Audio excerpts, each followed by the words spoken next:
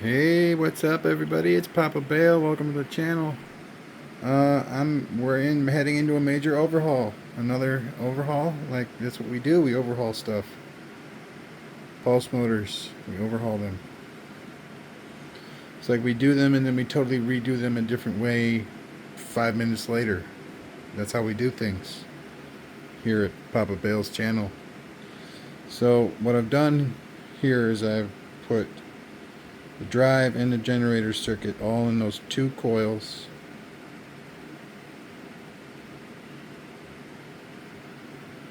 And I've hooked up the other pulse motor to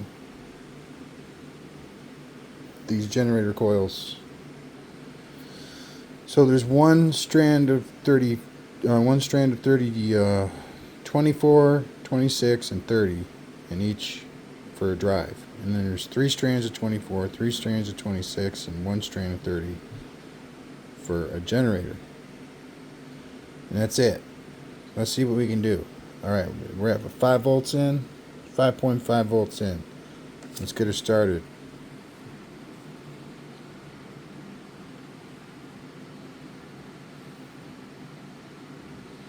Now, as you can see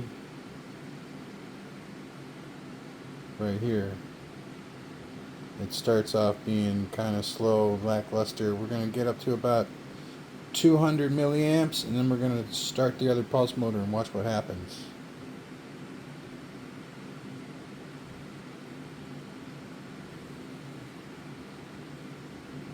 All the way,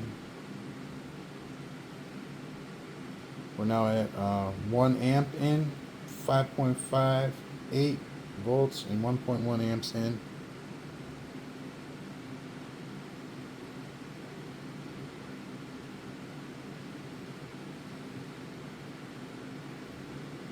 One point two, 1.3.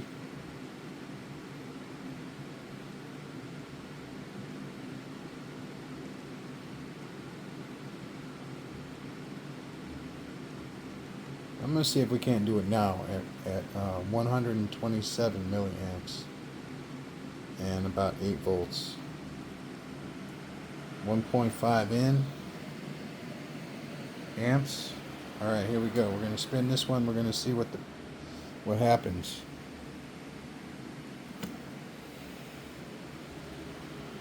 Alright. 1.6 amps in. Oh my god, look at that. Look at the boost in voltage. You found it. M.P.H is ready. Look at the boost in ampage as well. And and it's running. And the motor's running. That's truly amazing. I'm thrilled.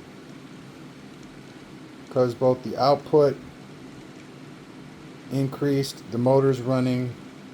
This motor's running faster. Everything that they said would happen is happening. All my buddies have been telling me, run another motor off of this motor, the motor's going to run faster. Look at that.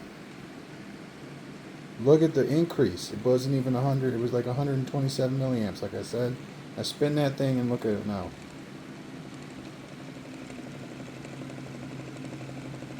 Alright, we gotta cut it back though. Look at it shaking.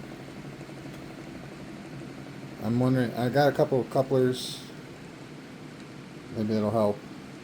Because right now it's just kind of shoved through a couple holes. And it's just standing there in the holes.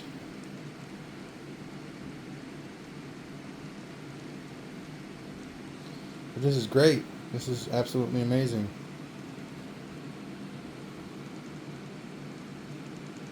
And the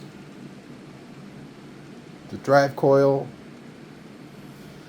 which essentially is what I said in both of these coils connected in series. So this is the end right here, and it's not connected to anything except the 2 multimeters.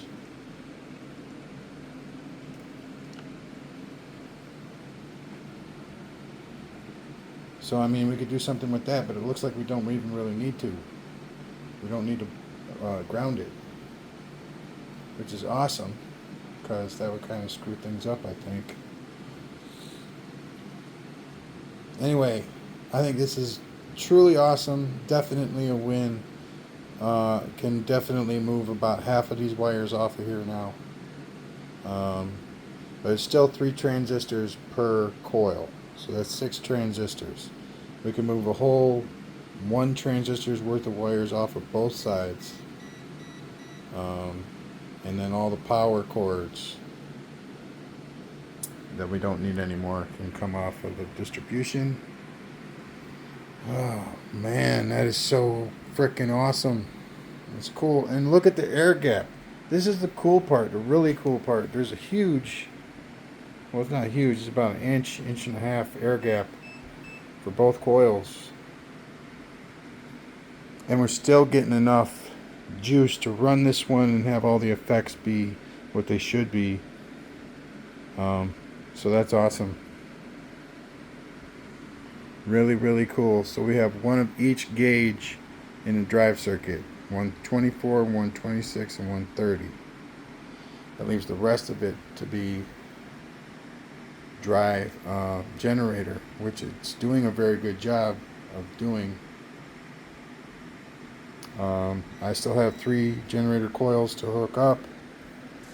Got this bad boy at 10,500 turns at 32 with a soft iron core. This one's 666 at 20 gauge with a soft iron core. This one is 22,000 turns at 32 gauge. And I'm currently using its core in this coil right here. So I think I'm going to leave it in there. And we're gonna make another coil, or not coil but core, using, oh man, I might have thrown them away, but I'll get another one. They're like pre-roll containers for those of you who may partake in funky stuff. You just get a nice big pre-roll container. Here we go. Nice tube, and you fill it up with iron filing. You tape it shut, and then you roll the tape so that it fits in the hole nice, and then voila, you got yourself an iron core. And the reason I do that is because these are the size of the cores that I can get that make sense, that aren't a foot long. I don't have anything to cut metal, so we have to buy it the right size, or the size we're going to use.